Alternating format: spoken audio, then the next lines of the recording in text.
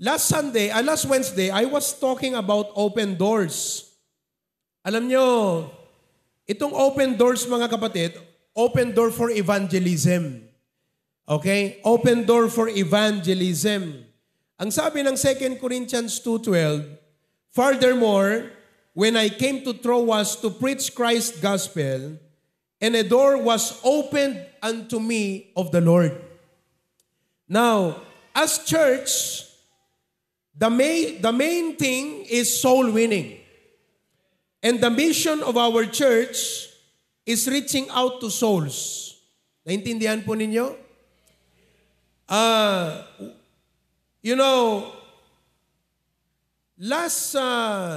Yesterday, dumaan kami sa Macau before heading back to the Philippines. And we could not be able to meet our prospect because they are working at daytime. At ang Macau, ang trabaho dyan hanggang alas 8, alas 9 ng gabi. But we are so glad, personally, because the Lord has been working all along our trip. It's been a wonderful trip. First of all, because God had arranged everything. From the moment we embarked for Singapore, inarrange lahat ng Panginoon. You know? Muntik nang na-offload si Pastor Dennis at si Pastor Ver. Dahil sa immigration pa lang, ang daming tanong. Diba? Anong trabaho nyo? Pastor po kami. Siyempre, first time nilang umalis ng bansa. Hinahanapan yan ng solido na kapasidad para mamasyal. 3 siyudad ba naman? Tri-City, Singapore, Hong Kong, Macau. Saan ka kukuha ng pera mo? I mean, if you are a tourist, it takes a lot of money to go to these 3 cities. Kayo, subukan nyo yan. Hindi biro yan. Di ba? So, tinatanong siguro ng kanyang sarili, nung immigration officer, saan kukuha ng pera nito? Pastor to. Di ba? Oh, porque ba pastor mahirap? Di ba? But anyway, sabing ganyan, kunin nyo pong papel na to, fill upan nyo, pirmahan nyo, pumunta kayo doon sa opisina for secondary inspection. So they went to the office for secondary inspection. Ngayon, pag nandun ka, there is a 50% chance na ma-offload ka. Kasi maraming tatanungin eh. Okay? So to cut the story short, I called Pastor Abante. Pinawagan ko siya. Sabi ko, Pastor, we are heading to Singapore to organize our new outreach. I brought with me 2 of our pastors. Our 2 pastors, mukhang ma-offload sila. Sabi niya, kausapin ko yung hepe. Kausapin ko. Hindi naman sa palakasan system yon. Kailangan lang may mag-assure doon sa immigration officer na hindi po kami kasali sa human trafficking. Di ba? At hindi kami yung mga umaalis ng bansa na hindi na umuwi. Kasi mayroon akong mga ganong instances. Sabi niya nga, out of 100,000 Filipinos, 1,000 lang ang bumabalik. Binuhin mo yon? Ganon ho ang sistema. Maraming hindi bumabalik. Umuwi ng Pilipinas. So, anyway, hindi sila nagkausap. Dahil nga, sir, bawal ho rito kaming sumagot ng tawag. May nakapaskil dyan, ganyan-ganyan. Okay? Kahit pa sino, we are sorry. Hindi pwede. But anyway, to cut this story short, sinabi ko na we are pastors and dumating yung hepe, kinausap ako. Pastor po pala kayo. Oh, kasama namin si Congressman Abante. Oh, kilala ko po siya. Actually, ganito, ganyan-ganyan. Meron tayong isang pastor na maruntik ding ma-offload. So, tinanong niya, kilala mo ba si ganito? Oh, kilala ko lahat yan. So, na-assure. And by the grace of God, mga kapatid, very humble siya na tumulong sa amin. Pastor, pasensya na kayo ha. Hindi naman sa ayaw namin kayong payagang umalis. Trabaho lang talaga namin ito. Kaya kung next time na magdadala ulit ako ng kasama, automatic na yan. Kilala na tayo doon. The immigration officer, the chief of the immigration officer already knows me. Nag-iwan ako sa kanya ng calling card. Okay? So, nakalusot kami dyan. And, it was a great blessing to minister to Singapore and Hong Kong. But itong Macau, yung natsempuhan namin na nagdala sa amin sa mga lugar is a pastor. At ang trabaho niya, tourist guide. Tour guide siya, mga kapatid, doon sa Macau. And has been there for 23 years. Pastor siya ng isang evangelical church. Opo. Sabi niya, I came here as a missionary and I came here as a tent maker. I had to work so I can start a ministry. At sabi niya sa akin, dahil kunento ko yung ating ministry, yung ating church planting, yung ating mga projects, sabi niya sa akin, Pastor, if you have a plan to start a church in Macau, just let me know. I will help you. Open door. Kasi dito sa Macau, sabi niya, is free country. Pwede kang mag-rent, pwede kang mag-religious gathering dito, walang problema. And there are about 25,000 Filipinos in Macau, 700,000 local residents. Mayaman ang Macau dahil po sa halos 40 na casino ron. In fact, every year, the government nagbibigay ng subsidy sa kanyang mga citizens or mga permanent resident doon. What am I telling here? The Lord is showing us open doors. At gusto ko na makita nyo to, mga kapatid, para you know how to respond to it. These open doors, we can ignore it. Pwede nating sabihin na, well, marami akong pinagkakaabalahan. May trabaho ako, may negosyo ako, may pamilya ako. Wala akong pakialam dyan sa mga open doors na yan. Kahit paano yan. Okay sa akin, I have nothing against it. But, I cannot commit myself. Because I'm committed to my family. I have a job. I am so busy. I have a lot of things to do. May pangarap ako. Gusto kong maging mayaman. I have a dream car. I have a dream house. Ito mga gusto kong gawin.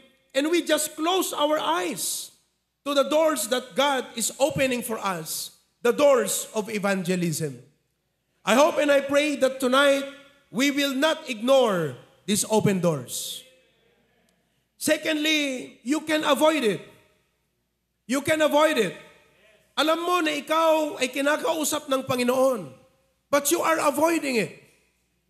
You are, take ko nata yung nagbibingi-bingihan. Narinig mo, pero as if wala kang narinig. Nagbubulag-bulagan. If you're a Christian, you know, your first burden and goal is to win your family, to win your relatives, your loved ones, and your friends to the Lord. Hindi yan trabaho ng pastor lamang, hindi yan trabaho ng mga preachers lamang, hindi yan trabaho ng mga missionaries lamang. Bawat Kristiyano is God's representative. Bawat isa sa atin is God's ambassador to reach out to those loved ones and friends around us. But we can avoid it. We can avoid it. Pwede nating, tanggihan ito. Just like what Jonah in the Bible did. God told Jonah to go to Nineveh and preach the message of repentance to the Ninevites. When God told Noah to go to Nineveh to preach repentance, it is because God wanted to bless. God was opening the door for the Ninevites to come to Him. But Jonah felt bad about it. Ayaw niya pong pumunta. He avoided it. Sapagkat ang mga Ninevites, sila po ay mga barbaric na mga tao. And they were, oppressing the Israelites. Binabalatan po nilang buhay ang mga Israelites. At kasama yan ni Jonah. And Jonah felt bad that God was commissioning him to go to a tribe, to a group of people who were doing bad to them. And he did not want to see God bless these people. That's why umiwas siya. Kumuha siya ng barko papuntang Tarshish. He wanted to avoid it. But God meant business with His mandate. And so that God made sure that Jonah, yung kanyang rota, nare-route, pabalik at papunta doon sa nais ng Panginoon para sa kanya. And I pray that tonight, each and every one of us, as members of the HPBC, will realize these open doors, and that if ever you are planning to ignore it, you are planning to avoid it, dito na ako mananalangin at sasabihin ko, Panginoon, palagipamon apo, nalipatan nan, talikudan nan, itarayan nan, tinangayabam kenkwana, palagipam apo.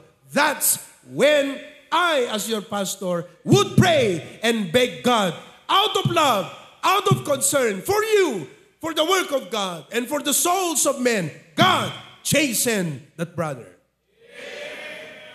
Amuurayan nga pukawan ni Apo Diyos na trabaho. Amuurayan na bawiin ng Panginoon yung binigay niya sa'yo na opportunity. Binigay ng Lord yan, nilagay ka dyan, hindi lang para ma-enjoy mo ang kanyang pagpapala. Nilagay tayo ng Panginoon dito sa mundong ito so that we could reach souls, we could win souls for the glory of God. That is why we should not ignore it. We should not avoid it. Minsan, sabi natin, mayaman kasi. Ina-avoid natin kasi natatakot tayo. We are afraid. Mga kapatid, sabi ko sa inyo nung Sunday, I believe that the wealth of the rich people is not good enough for them. Because kung ang kayamanan ng mga taong mayayaman is good enough for them, there's no need for us to tell them the message of the gospel because they don't need it. But they need it. No matter how rich they are, their wealth cannot save their soul. That's why we have a message that will bring hope that they need to hear. That is why we should go and share to them the gospel. Nakwento ko sa inyo na doon sa Hong Kong, sa Singapore, may pinuntahan po kami doon na mga luxury stores. At paglabas ko doon sa main door, may dumaan na bababa. Mga kapatid na mayaman, Rolls Royce ang sasakyan. Napakamahal nun.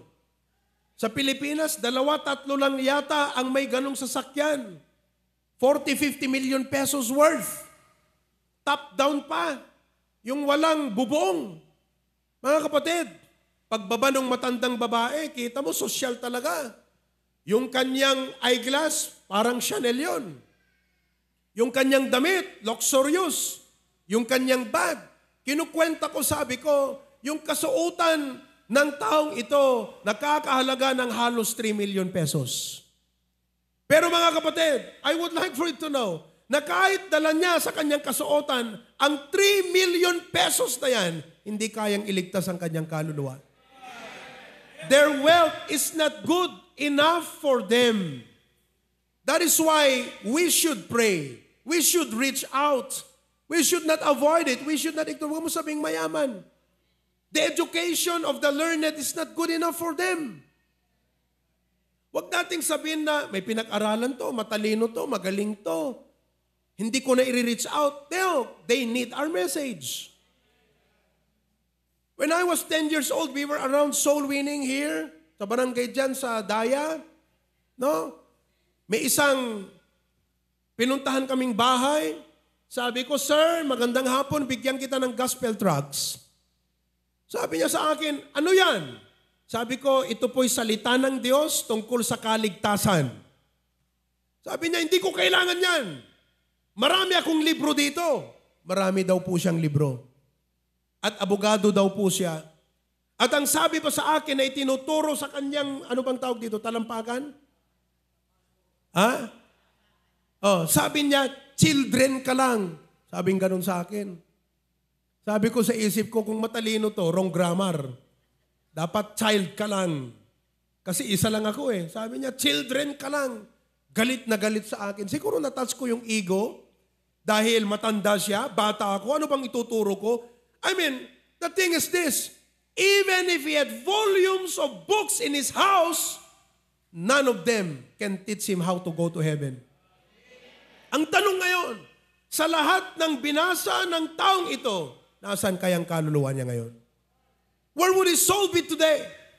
if he did not open his heart to the gospel, if he did not open his mind and heart to the Lord Jesus Christ, this man is in hell today, sapagkat patay na siya.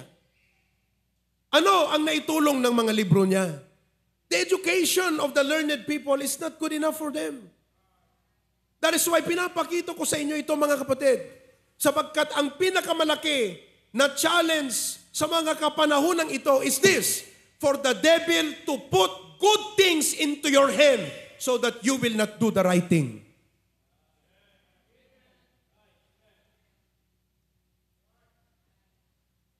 Let that sink into your mind. The devil will put good things into your hand so that you will never do the right thing.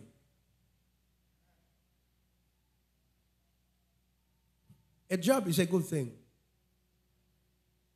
Family is a good thing.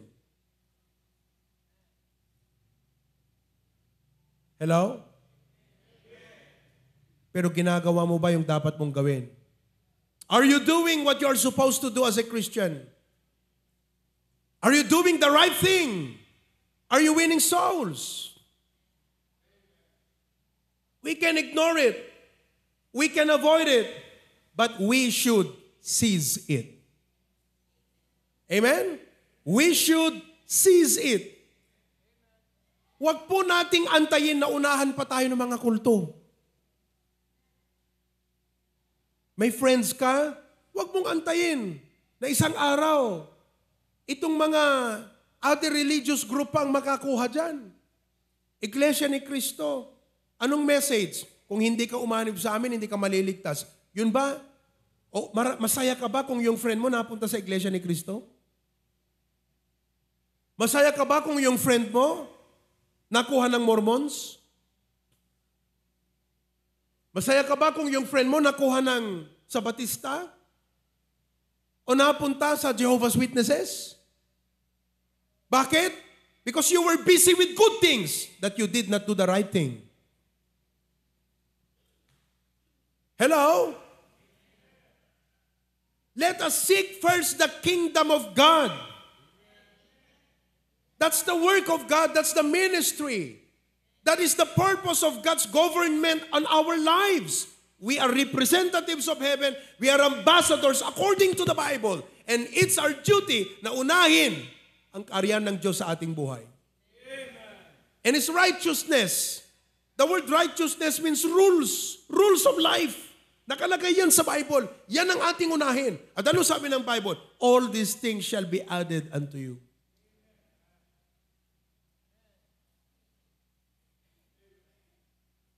Nakakatuwa itong mga brethren natin sa Hong Kong. I-share ko lang ito sa inyo para bilang mga prayer partners, matuwa naman kayo, masayan tayo, we can rejoice with the grace of God with our brethren there in Hong Kong. Yung isa sa kanila, sabing ganyan wag muna akong gumastos, pupunta sila pastor. Di ba? Wag muna akong magbakasyon, pupunta sila pastor. 3 pastor ba naman ang pupunta? And they also did their best to treat the servants of God well. During our anniversary, Thanksgiving, celebration and service last Sunday, 10:00 po yan, 9:00 nandun na sila sa venue. Magsisimulang aming service ng 10:00. They were very excited to welcome their visitors to come. We had 28 in attendance and 13 professions of faith. Magbabaptize sana kami. Kaso napakalamig, sobra. 10 degrees.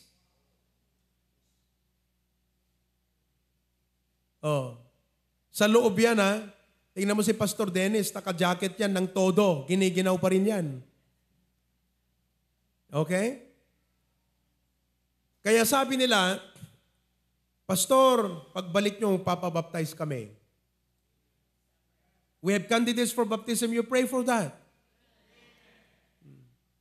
After the service, itong mga brethren natin, we only have 5 strong believers in Hong Kong. Anna Rose, Jenny Rose, Rowena Rose, Marites Rose. Sino pa? Nemi Rose. May Rose lahat yan. Ang bihira, no? After that, binigyan ako ng gift na sapatos. Yung New Balance. Mahal yun. Latest pala yun. Trending pala yun ngayon sa mga mahilig sa sapatos. Binigyan din si Pastor Ver, No Balance. Sa akin, New Balance. Sa kanila, No Balance. Tigisan nila ni Pastor Dennis. They gave gift to my wife. Silang nag-shoulder ng aming pagkain dyan. Tapos trinit nila kami ng dinner. They gave us groceries. Man, yung 5 bag namin, pagpunta, pag uwi namin, siyam na yung bag namin. Mga kapatid. Yeah? But what am I saying here? They were willing to spend and to be spent for the work of God. In other words, yung pagtanggap nila kay Kristo, yung pagiging Kristiyano nila is now taking its effect in their lives. It has changed them radically. Binago sila. Ikaw ba nabago na?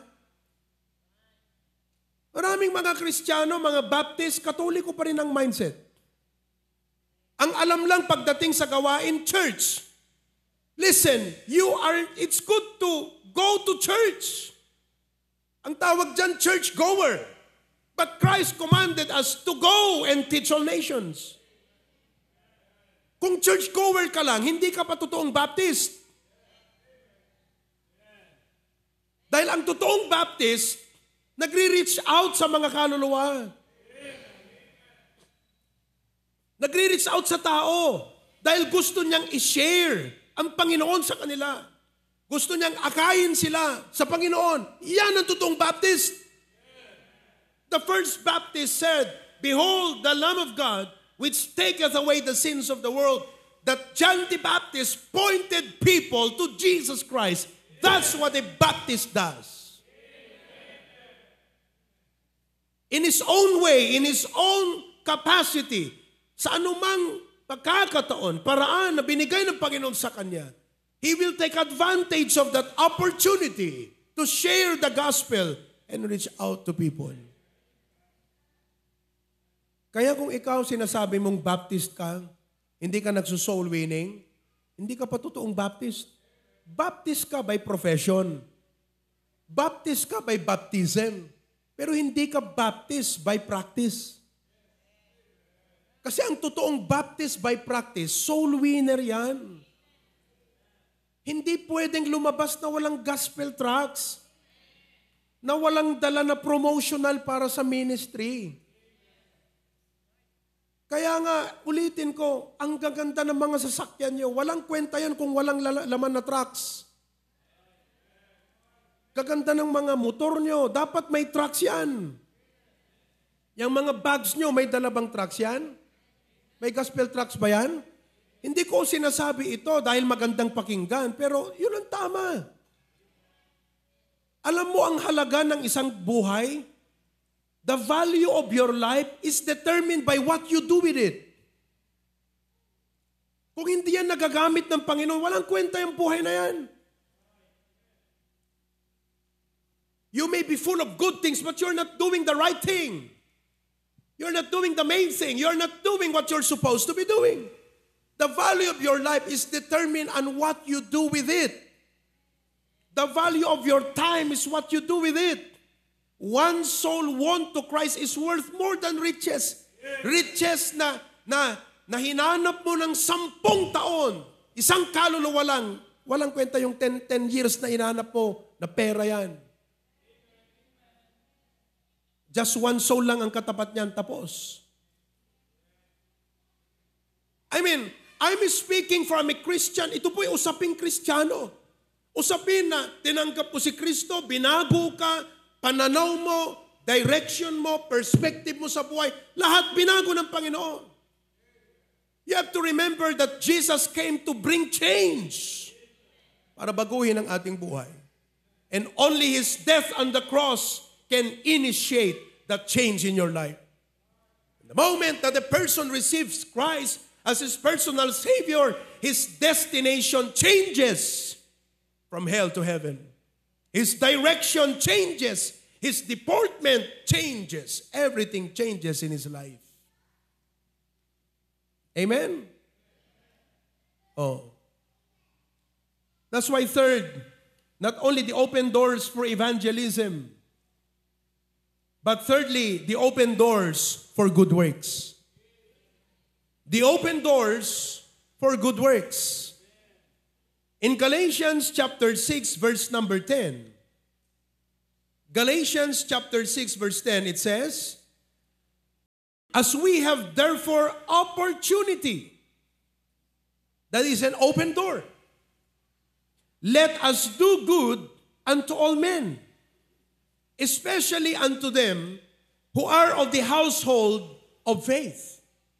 Ngayon, ang context dito sa verse 10 would be found in verse number 9. Ang sabi rito, let us not be weary in well-doing, for in due season we shall reap if we faint not. This is a general law of sowing and reaping. So whether you want to apply this in any way, it works. If you're a businessman, you want to get clients, magtanim ka.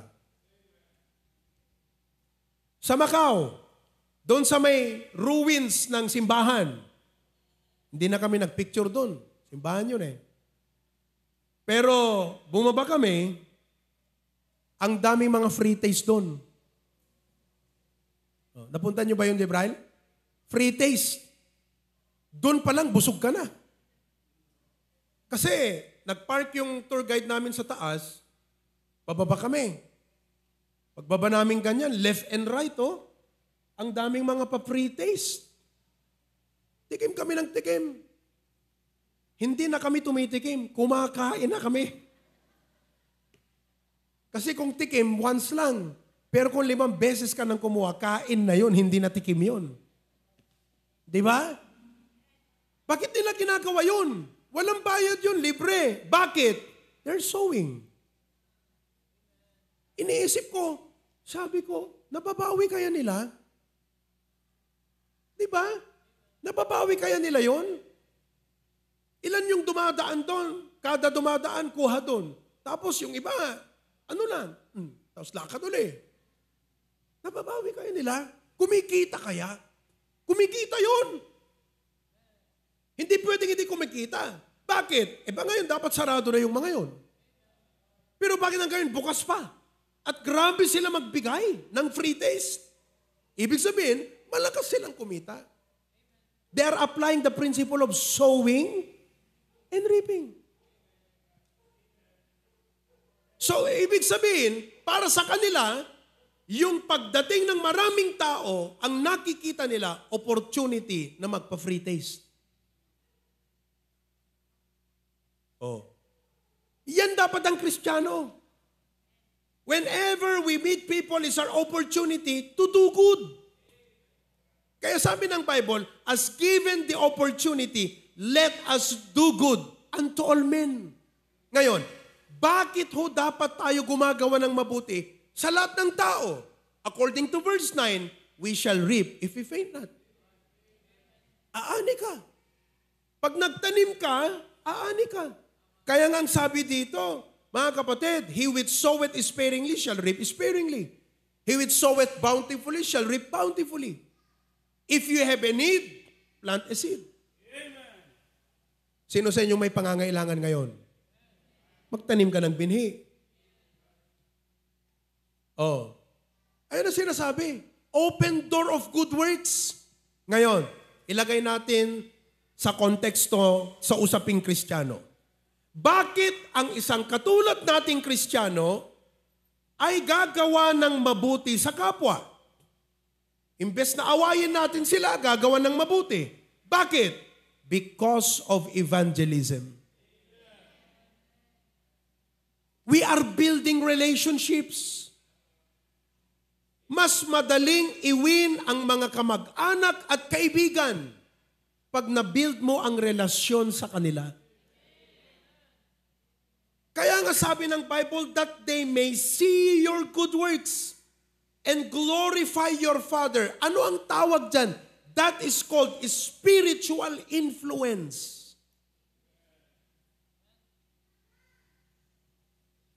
Kaya mula ngayon mga kapatid, mag-isip na tayo ng mga idea. Let's start to build relationships with people. This is not about being not unequally yoked together with unbelievers. Iba yun. This is about extending the love of Christ to them. This is about extending the goodness of God upon them so you can win them to Christ. As given the opportunity, do good unto all men. Kaya sabi ko kay Giovanni, magluto ka ng dinakdagan. Kaputa na. Mahilig siya magluto eh. Patikman mo yung mga kasama mong nagbabasketball. Kasi marami yung silang nagbabasketball doon. Nakilaro din kami isang Martes. Naglaro kami ng basketball. Dami nila. Mga Filipino lahat yan. Patikman mo yan ng dinakdakan mo. Tapos sabihin mo mag-order kayo. Oh, you start relationship with them. Si Bernadette, yung asawa niya, who is a nurse, mga kapatid, last Thursday night, she invited all of her workmates to come to their house. Nagpakain, bigay ng mga gifts, siya ang nag-host. She is the senior in the hospital sa department na yon. Senior pagkat siyang pinakamatagal. She's been there for 15 years. As a nurse. Yung pinakabata sa kanila doon, 6 months pa lang. May mga 2 years kanya. So she started to, build that relationship with them so that she can win them to the Lord. Kaya nung Thursday night, nag-Bible study kami doon, preach ako. Alam nyo, sabi nung isa, thank you for inviting me. Very timely yung pagpunta nila pastor dito dahil yung preaching niya is what I needed to hear. I've been so, been going through a lot of challenges these past days. But I was blessed with his preaching. Kaya sabi ko, imbitahan nyo yan. Pag free time nyo, invite them over to your house. Mag-serve kayo ng pagkain. Ang tawag dyan, hospitality. Every Christian should be hospitable. Invite them to come. Hindi yung ikaw ang, iba kasi yung, alam mo, iba kasi yung you build relationship kasi kat guyudan da eh. That is an equal yoke with unbelievers. Ito mga kapatid, you're gaining them to the Lord. You're winning them. Oh, tapos lahat yan, binigyan ko ng tigi isang daily bread. Kayo, paano kayo makapagbigay ng daily bread sa mga kaibigan nyo? Kayo nga mismo hindi pa bumili ng daily bread. Oh, sino sa inyo hindi pa bumibili ng daily bread? Yung teacher mo, bago matapos ang taon na to, bigyan mo ng daily bread. Ma'am, I'd like to give this to you. Yung boss nyo sa trabaho, manager, supervisor, superior, principal, puntahan mo. Bigyan kita ng daily bread. Meron akong gustong ibigay sa'yo.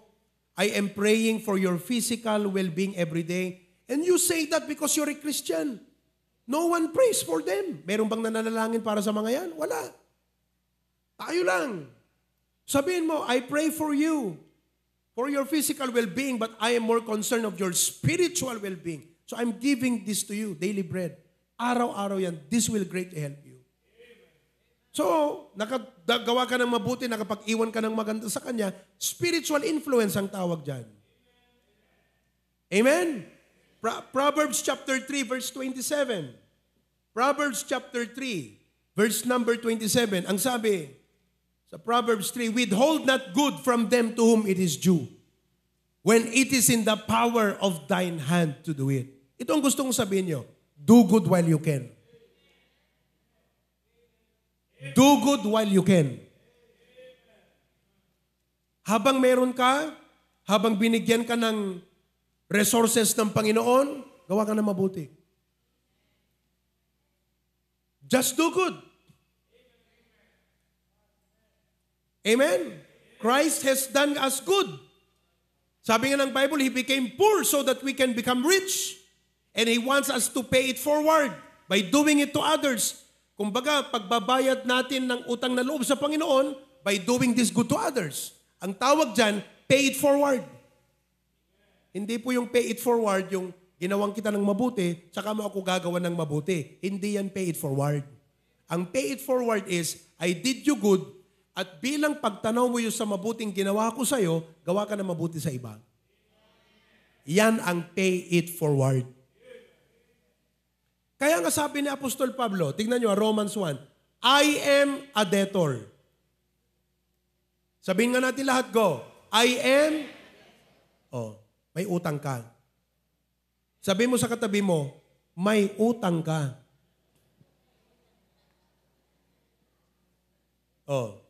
Naunawa nyo yan? Lagay mo, I am a debtor. Romans 1:14.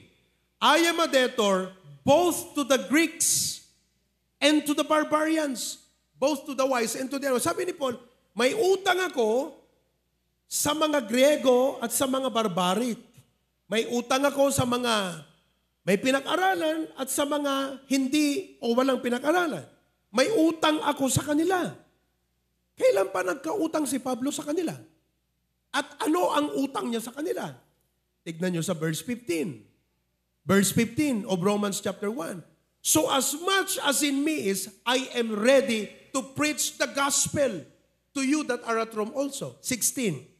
For I am not ashamed of the gospel of Christ, for it is the power of God unto salvation to everyone that believeth, to the Jew first, and also to the Greek. Ano ang utang ko sa kanila? Ang ebanghelyo.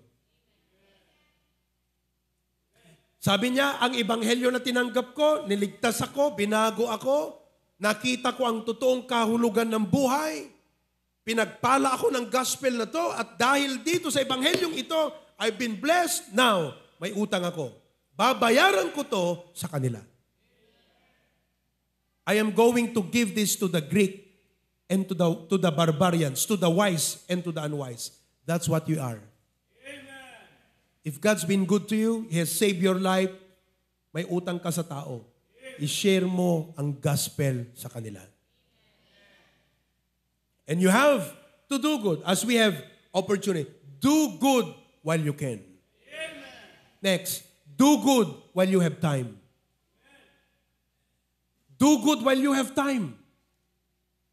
Don't waste time. Time is an opportunity redeeming the time, the Bible says. Because the days are evil. Anong ginagawa mo sa oras na binigay ng Panginoon sa'yo? Be wise. Amen. Use your time wisely. By what? Gamitin mo yung oras na yan by doing good. Do good while you have time. Number 3, do good while they have time. Habang may oras sila. Gagawa mo ng mabuti. For example, yung parents mo, gagawa mo ng mabuti pagpatay na. You miss the opportunity. The door is closed.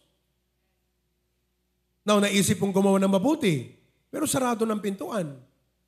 Hindi na open door yun. Closed door yun. Amen? That's why do good while they have time. You never know when you can meet that person again. Mabuti nga ngayon may social media Para kahit hindi na kayo magkita, picturean mo lang yung profile niya, i-add friend mo, you can communicate. Hello? So do good while you can, do good while you have time, and do good while they have time. But every Christian, every one of us should see this as an opportunity. The opportunity of doing good. Open door of good works. And all of God's people say? Magko-conclude na ako. Ano yung difference ng opinion at conclusion? Kung opinion, hindi close yun. Conclusion, hindi opinion. But I pray that you will take advantage of the open doors in your life. Amen? Heavenly Father, thank you so much for this evening. Thank you for the opportunity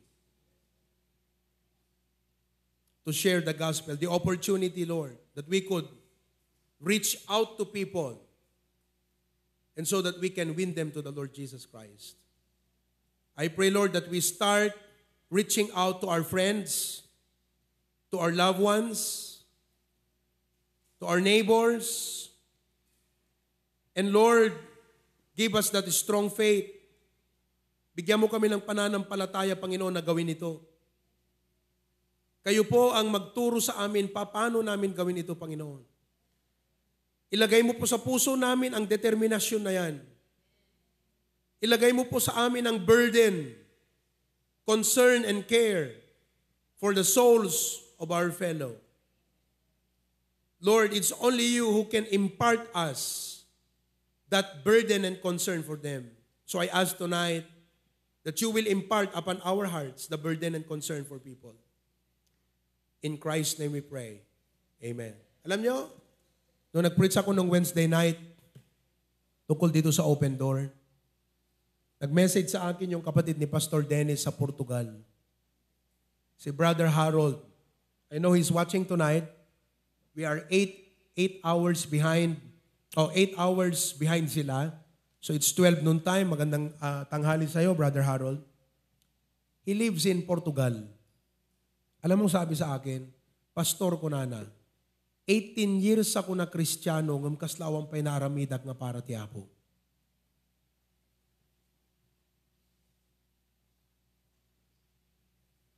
Grabe, no?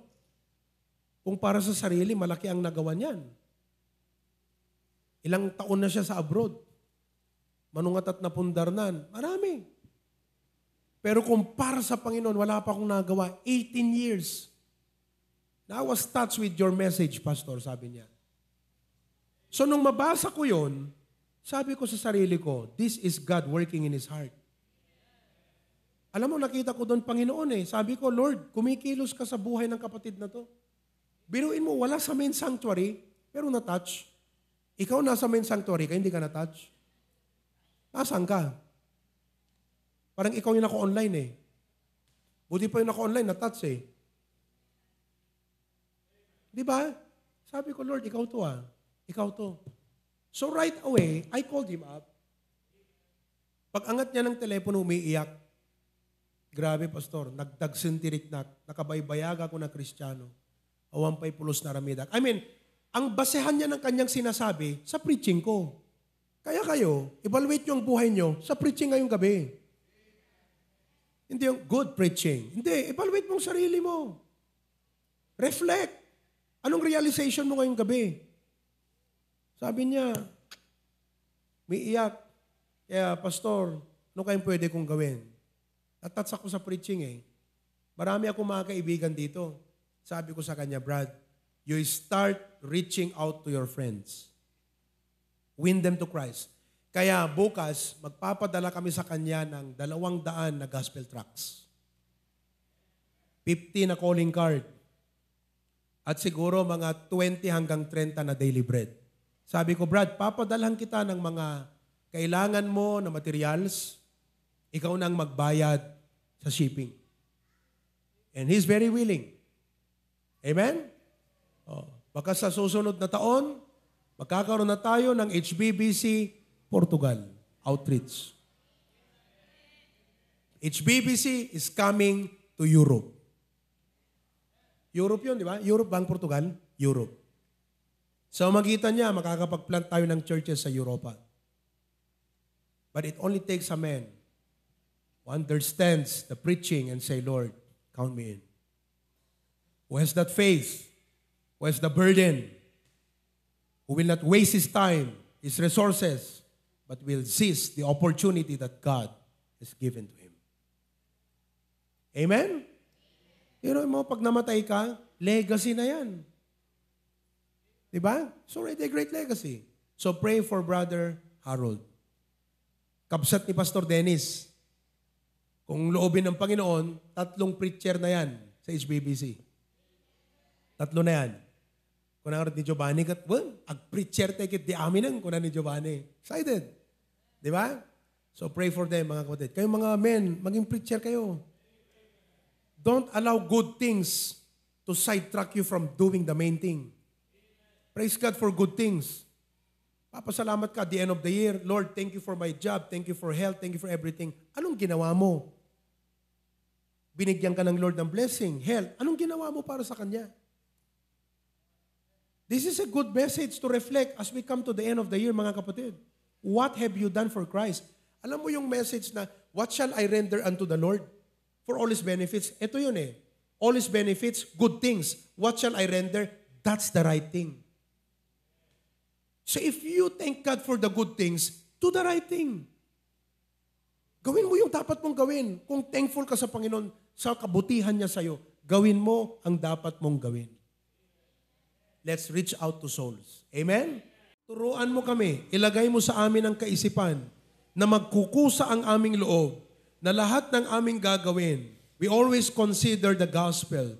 We always consider soul winning. We always consider church planting, the ministry, the kingdom of God. Lord, sana po, kusa sa amin yan. Kusa sa amin yan, Lord. And I pray that tonight as we give our offerings, I pray that you bless the gift and also the giver. In Jesus' name, amen.